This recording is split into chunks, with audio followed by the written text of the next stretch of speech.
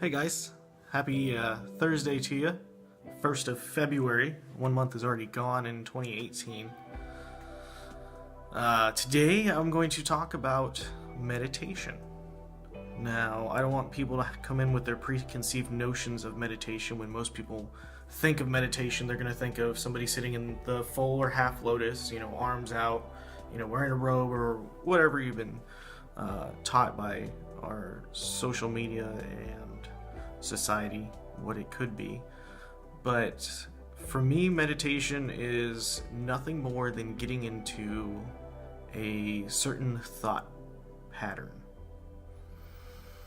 It is a very calming state. It is a state of being in which you are no longer focusing on the past. You're not worried about the future. You're solely in the present. And what that means is to truly understand that being in the moment is appreciating everything you have at this very moment, at this very second. The big things all the way down to the little things, going down to just the simplest and best way that I do this for everything is your breath. How the air comes in, it fills your lungs, it brings in oxygen for your cells, and then you breathe it out. It's free. It's here for everybody. It is the greatest gift we've ever had, and we do not take in that into consideration as often as we should. Just appreciating the fact that you are able to sit here and breathe and be comfortable, and focusing on that for just a moment can get some people into a meditative state. It definitely does for me. It helps me calm myself. Just thinking, anxiety, depression, if my mind's running and I can't get a hold of it, I have to do something about it. I've talked about it a couple different ways. It's always good to exercise, but getting into a meditative state can help with anxiety and depression, because when you're in one of those states, you are not going to be in full control of what's going on, and you're going to be feeling like you are losing control, which causes the feelings to get worse and worse and worse, and it just keeps stacking up and up and up. By focusing on something else, getting yourself to do it, it can alleviate some of that stacking, so that instead of your anxiety going from a 6 to a 9 and kind of teetering into a very bad place, you can go from, stay at a 6, just by changing what you're thinking about. Now, that's not easy when you're feeling super anxious or you're feeling really down and depressed. It's not easy to do this, but with practice, through time, you can. Perfect example, I wasn't feeling very well the other day, so I went for a run. It was a horrible run because it's the first run I've done this year. I haven't ran in a couple months, so it definitely hurt, for one. But it didn't help my anxiety, and I kept feeling tense and uncomfortable. My stomach was hurting. So I got home and took a nice shower, sat on the couch and just relaxed for a second. And what I found myself doing was, when I get into states where I have a lot of anxiety, I tend to sigh, or I'll be sitting there doing something that's just and I'm not feeling anxious at that moment, but that sigh brings that anxiety with it. It's kind of like an echo from earlier in the day when I felt horrible. The run helped a lot, but I kept feeling these returns, these echoes of, this is what it felt like earlier when I was tense, and now this sigh makes me just a little tense, and that little bit reminds me and immediately makes my body go, oh, here it comes back again. So I've been trying to find ways to appreciate and understand everything. So let's go to this situation. How am I supposed to appreciate having this anxiety tension size every couple minutes that brings me back to the state of mind I was in earlier. Well, instead of trying to fight it and ignore it or push it by the wayside or anything like that, I went into it. If my body's going to be doing is be sighing and I'm going to be not breathing properly, every time I do this, I'm going to remember to take a deep breath and focus on my breathing. So when that little sigh comes, breathe out, breathe in, enjoy the air coming in, filling your body. You're focusing on your actual body appreciating the air coming in, and then you breathe it out, and you'll feel your body without the oxygen. With air and without air feels two different ways, but they're both very good. And then you do it again, and then you breathe in, and you focus on that. And then it's been, 2 minutes since I've had that sigh, and all of a sudden I'm not thinking about being tense. I'm not thinking about the recycled thoughts from the morning. I'm thinking about my body. And focusing from my mind to my body gives me that little bit of peace that helps me get through this episode, event, whatever you want to call it. That's what I found was very good. Getting back into the whole discussion about meditation, though, I do not normally meditate traditionally. I've done the whole Kundalini, I've done the oral cleansing, the chakra balancing. I've tried them all. I've been meditating for probably about at least 10 years now. Off and on, I've never been 100% every single week going to be doing it, but I've gone into different bouts where I meditate, for an hour every day for 2-3 weeks, and I feel great afterwards, and then something happens and it slips me up, and you miss one, and then you miss a second, you miss a third, and then sooner or later that habit is gone. It all happens to everyone, and I'm not mad about it. Everything happens in a cycle, so when the cycle comes back, I'll appreciate it, and then when it leaves, I'll appreciate it for coming. Another way that I really try to meditate that works for me is with music. Music really has done a lot for me.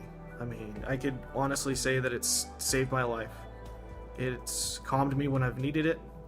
It's pumped me up when I've needed it. It's given me what I've needed when I've needed, and no one was there to give it to me, if that makes sense. I don't ask people for help very often. I try and find the strength from within to accomplish a lot of things. And by doing so, I make myself weak by being unable to ask for help. That being said, one of the tactics I do is I'll just lay on my couch and put in some headphones, go on to Pandora, YouTube if I've got a playlist or a mix on there, or just go to my iTunes and plug it into my computer and just hit random. So it's just all my entire library just randomized, and there's a couple books in there that I skip over, obviously. Certain music I'm not going to be listening to, not too much on the hard rock or metal side of it. Some of it yes, some of it no, most of it no. But it's not the song choice is not as important as what I'm doing with the song. So I will be laying on my couch, lights on, off, doesn't matter. A couple nights ago was a very nice night, so I opened my window, my sliding glass door, and it was absolutely silent outside, except for I live next to a pool, and the pool had the water rolling over, and that noise just came through, so I just shut off my music and listened to that for an hour, and it was very peaceful. But what I do is I'll put in my headphones, just shuffle the music, and just lay there. And the first couple songs, I'm more thinking about the music, getting into the rhythm. So the first kind of song, 2 songs, is very important to catch your groove.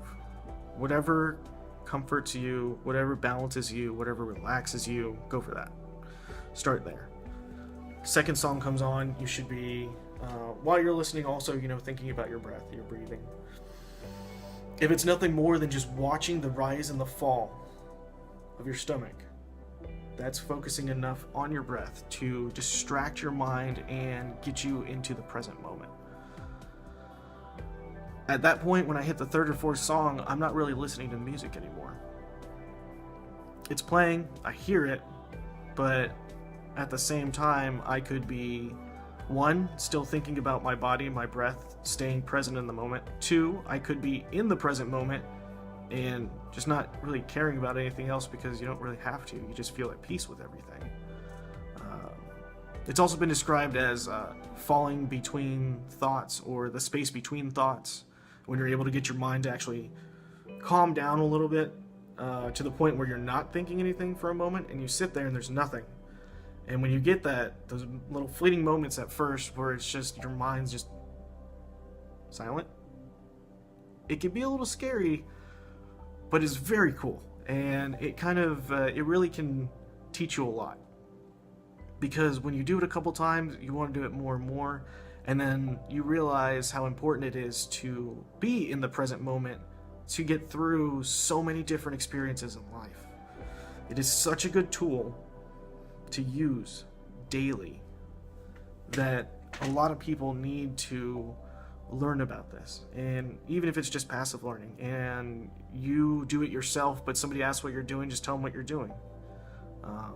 It's as simple as sitting in the break room, frustrated at work, with your eyes closed, taking a couple deep breaths, and someone says, "You all right?" Yeah, I am now. I am back in the present moment. And when you're living in the present moment, you're doing a lot better than you were before. There's no worry, there's no guilt, there's no pain, there's no cyclical thought patterns running through your mind. It's peace, inner peace. So listening to music is a good one. I'll do that for probably about an hour most times when I do it. Or it's very nice to do that as you're falling asleep. It's also, well, let me go ahead and separate it this way. Other ways of meditating, just closing your eyes, and a lot of people try and fight their thoughts, which is not what you're supposed to do. You're not supposed to be controlling your mind. You're supposed to be observing your mind, which is the biggest difference I try and get to people. It serves a few different purposes, but when you observe your thoughts and you're not passing judgment on them, you can kind of realize that there's a couple different thought patterns going on. You have your active thought pattern, which I would say is your thoughts. When you think about something, when you force your mind to think about something, think of a postage stamp, and everyone right now, just think about it. Okay, well, you're thinking about a postage stamp, and you either hear it, see it, I don't know how the best way to explain thoughts, but you think it, and then there's other thoughts in the background that are not as strong, loud, bold, anything as your active thought. Controlling your active thought is nothing more than thinking. And I'm going to call them passive thoughts, or the background thoughts. Those are the ones that get out of control. The ones that you cannot get to quiet when you're trying to sleep. The ones that wake you up in the morning. The thoughts that drive you crazy and you want to yell at them for them to just stop, please stop, and they don't. Because you're fighting them. You're fighting something that you can't fight. You're fighting your mind. You're fighting something that's working. Your mind is supposed to work. Your mind is supposed to be thinking all the time. That's what it's made for. So, what I say to you is, I've heard it a few different ways, but it's observing your thoughts. Get inside your dome here, your mind, and stay there for a moment. Your goal is to not think about your thoughts. Sounds weird, but that active thinking, that you thinking, is what you're controlling. And what you're supposed to do is observe the thoughts that are running through your head. I've heard it a few different ways between a house with 2 windows and a thought comes in. Well, okay, you see it, you think it, you hear it, whatever, and you let it go. You don't entertain the thought. You observe it, acknowledge that it's there, and let it go. Which is very difficult to do because you end up actively thinking about these thoughts so quickly because you've done it your entire life. So you're constantly going to be like, I'm not going to think about that. But then it makes you think about it. And then you're running down that trail with that thought and you're like, wait, I'm not supposed to be thinking about these things. And you get back to just observing. And you're able to just, another thought comes in, you acknowledge it, it leaves.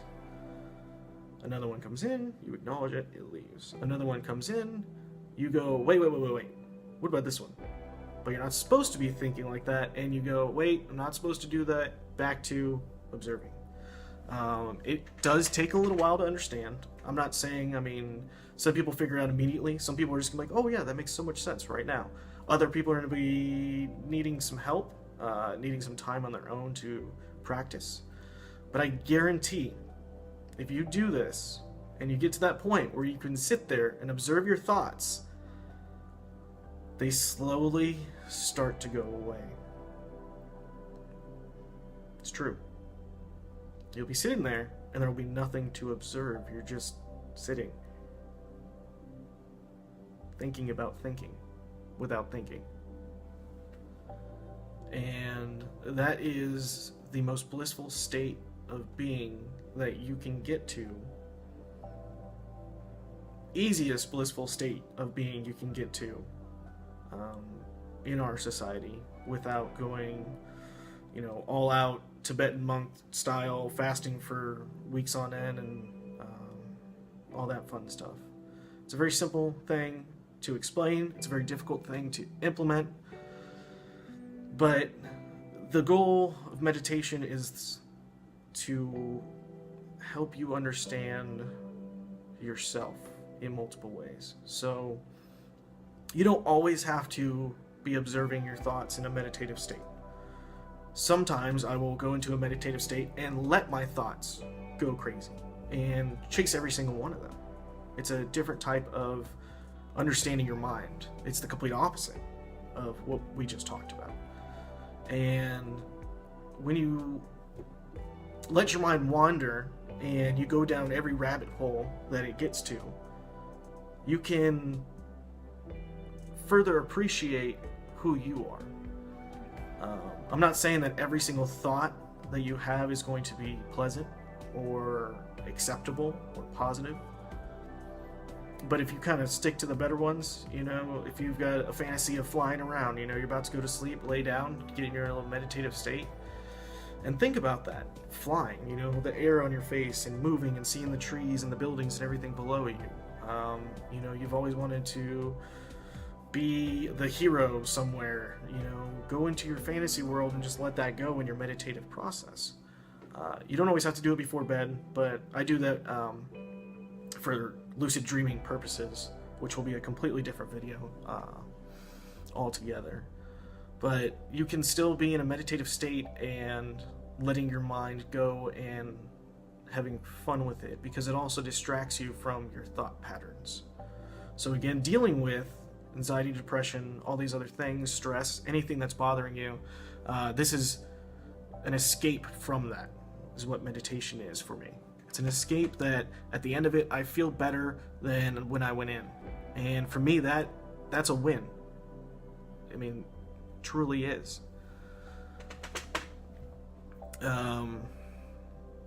Other ways of meditating, I've read about just sitting there and actively listening if you're out in the wilderness or a state park, whatever, and just listening to the birds and letting your thoughts go by the wayside and only focusing on externals.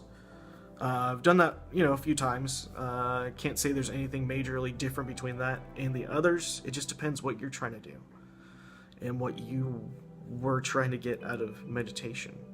If you need inner peace, if you need to calm yourself, if you need to be more of an empathetic person, if you need to understand about other people and yourself, meditation is a great tool to use for all of that.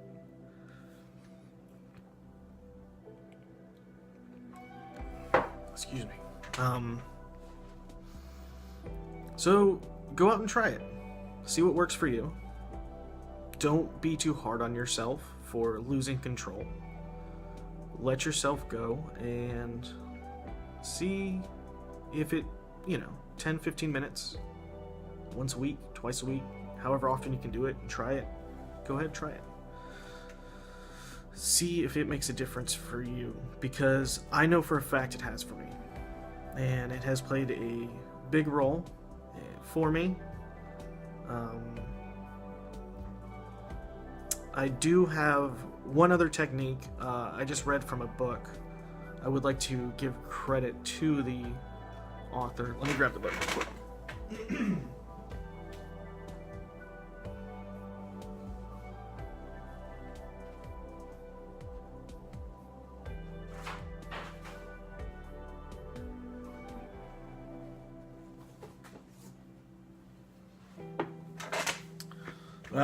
It's Being You, Changing the World by Dr. Dain Heer. Heer. So, everybody can see that. I don't want to act like I'm stealing this idea from him. I definitely want to give respect to those that have put forth the effort before me and I've learned from. But what blew my mind about what he wrote and this technique used was how quickly it affected me. And it was absolutely phenomenal. Great results.